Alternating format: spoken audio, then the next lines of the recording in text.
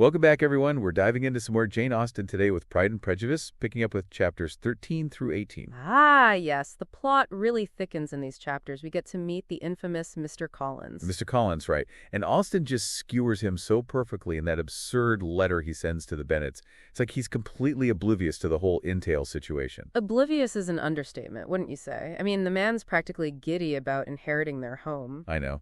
And the way he talks about healing the breach and offering an olive branch, it's just too much. But beyond the humor, this whole entail situation speaks volumes about the limited options available to women at the time, doesn't it? Marriage wasn't just a societal expectation, it was often their only means of securing their future. Absolutely. And speaking of marriage, Mr. Collins arrives with one thing on his mind. To find a wife, of course. And poor Jane is his first target. Well, she is the eldest and considered the most beautiful, so it's not surprising he sets his sights on her initially. But Mrs. Bennet, ever the steamer, quickly steers him towards Elizabeth. You can practically hear her whispering, "Don't mind Jane, she's practically engaged already." Which is total nonsense, of course. But it works like a charm on Mr. Collins. And Elizabeth is just horrified. I mean, can you imagine being the target of Mr. Collins's affections? It's enough to make anyone run for the hills. But before we delve into Elizabeth's reaction, let's talk about another force to be reckoned with, Lady Catherine de Bourgh. Ah, yes, the Grand Dame herself. Mr. Collins fawns over her, doesn't he? Describing her in almost excruciating detail, even down to that infamous 800 pounds chimney piece. It's like he's trying to impress us with her wealth and status, and in doing so, he just comes across as even more ridiculous. But Lady Catherine's influence goes beyond material wealth. She represents the rigid social hierarchy of the time and the power dynamics that shape the lives of everyone around her, especially when it comes to marriage. Right. Like her insistence that Darcy marry her daughter. It's almost as if she's playing a game of chess with people's lives. And that's what makes these chapters so interesting. Austen is subtly revealing the ways in which societal expectations, particularly around marriage, can be incredibly restrictive, especially for women. And just when we think we have a handle on these established dynamics, a new player enters the scene and completely disrupts the game. Mr. Wickham. Ah, Mr. Wickham. Charming, handsome, and with a story that's sure to stir up trouble. That first encounter between him and Darcy is electric, isn't it? You can practically feel the tension in the air. It's like a silent duel, with each man trying to maintain composure while secretly seething underneath. And of course, Wickham wastes no time in confiding in Elizabeth, painting himself as the victim of Darcy's cruelty. And Elizabeth, already predisposed to dislike Darcy, falls for it hook, line, and sinker. It's hard not to feel for her, though. Wickham is so charming and persuasive, and his story of being denied his rightful inheritance is pretty convincing. But it does raise an interesting question for us as readers, doesn't it? Are we, like Elizabeth, quick to judge based on first impressions and outward appearances? It's a good point. Austen is definitely playing with our perceptions and challenging us to look beyond the surface. After all, this is Pride and Prejudice, not first impressions are always right. Exactly. And this conflict between Wickham and Darcy, it's not just a personal rivalry. It represents this larger tension between appearance and reality, between the stories we tell ourselves and the truth that might be hidden beneath. And that tension is only heightened by their contrasting personalities.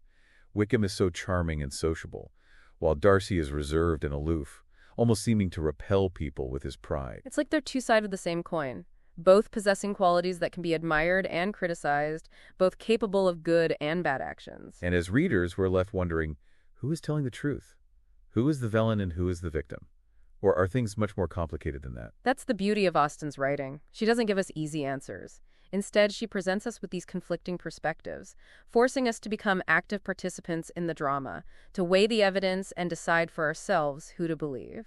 So we've got this web of intrigue, right? And then, of course, there's the Netherfield ball. Everyone's all abuzz about it. Oh, the ball. It's like Austen throws all these characters together in this pressure cooker of social expectations and romantic tension. It's brilliant, really. And Elizabeth walks into that ball with, well, a lot of preconceived notions, shall we say. Especially about Darcy. Yeah, she's pretty convinced he's public enemy number one, thanks to Wickham. But Austen doesn't let her off the hook so easily, does she? Not at all. Enter Miss Bingley, who clearly has designs on Mr. Darcy herself, And she drops that little bombshell about Wickham being the son of Darcy's steward. Oh, that's a good point. It makes you wonder if maybe, just maybe, Wickham isn't as innocent as he seems. Right. It doesn't outright prove he's lying, but it certainly adds a layer of complication to the whole thing. And it throws Elizabeth for a loop. I mean, she's starting to realize that maybe she's misjudged both men. It's like Austen is holding up a mirror to us as readers, asking, hey, are you as quick to judge as Elizabeth is? Oh, absolutely. It makes you think about how easily we can be swayed by charming appearances or good story, doesn't it? And speaking of appearances, the contrast between Wickham and Darcy at the ball is so striking. Wickham just glides through the crowd, effortlessly charming everyone. He's like a social butterfly, flitted in on one conversation to the next, while Darcy just, well, he kind of stands there looking brooding and awkward.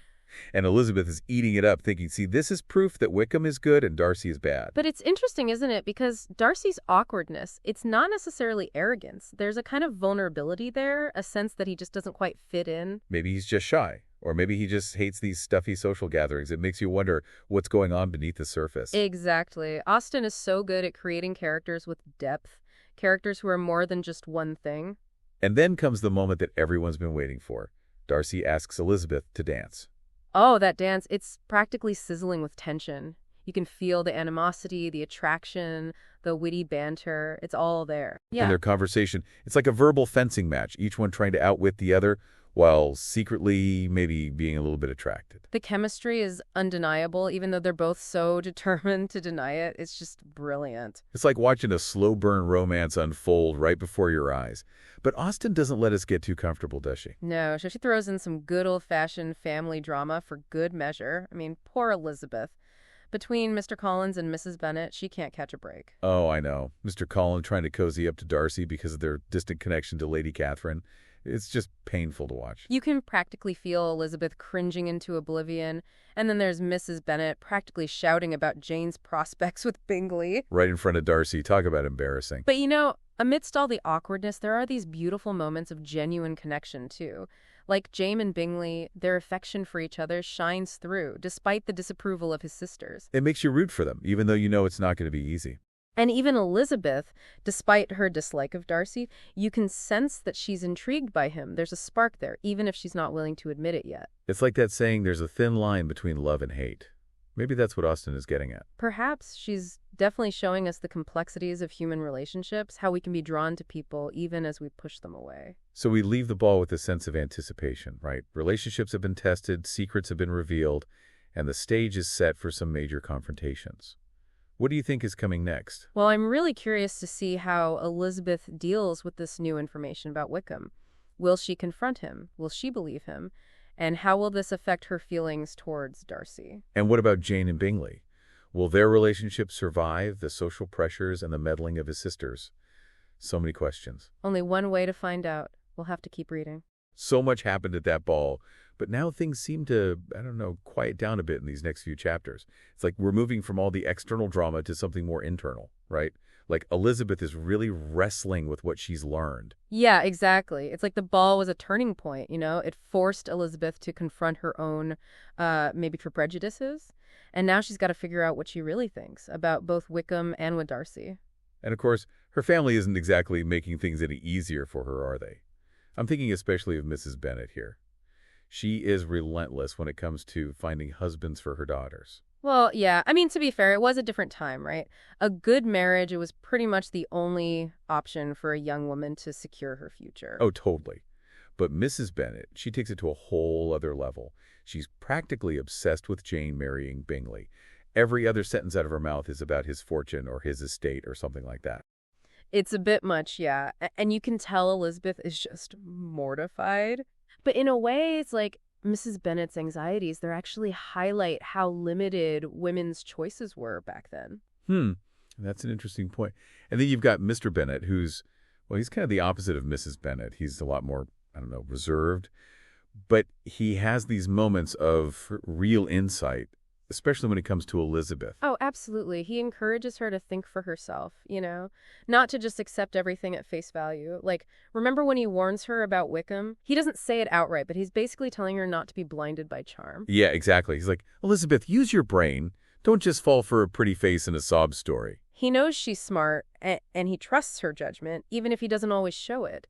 It's a quiet kind of fatherly support, isn't it? It is, and it definitely shapes who Elizabeth becomes, I think. And speaking of shaping Elizabeth, we can't forget about Mr. Collins, can we? That proposal scene.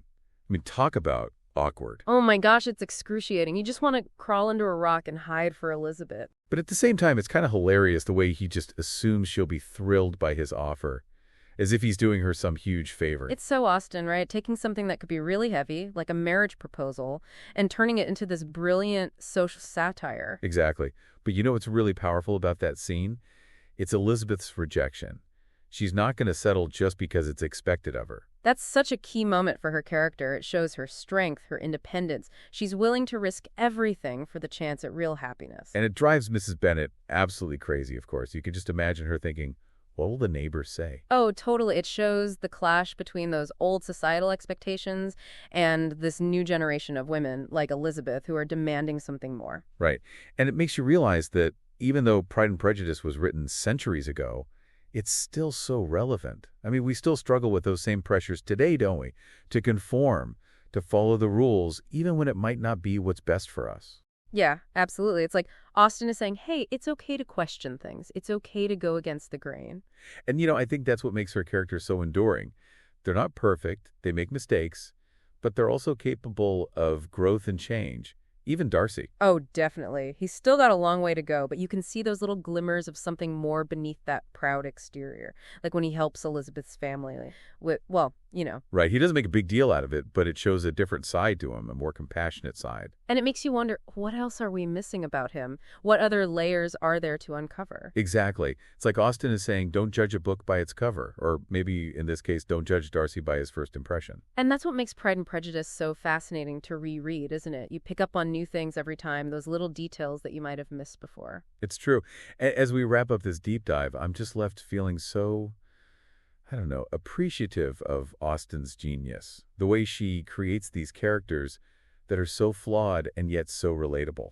And the way she uses humor and satire to expose the absurdities of society, but without ever losing sight of the human heart. It's just brilliant. And I think we can all learn something from her. About love, about prejudice, about the courage to be ourselves, even when it's hard. Beautifully said. And, you know, that's why we keep coming back to Austen, isn't it? She speaks to something timeless, something universal about the human experience. And on that note, I think it's time for us to say goodbye. But before we do, I just want to thank you all for joining us on this deep dive into the world of Pride and Prejudice. And remember, dear listeners, keep those pages turning and those conversations flowing. Until next time.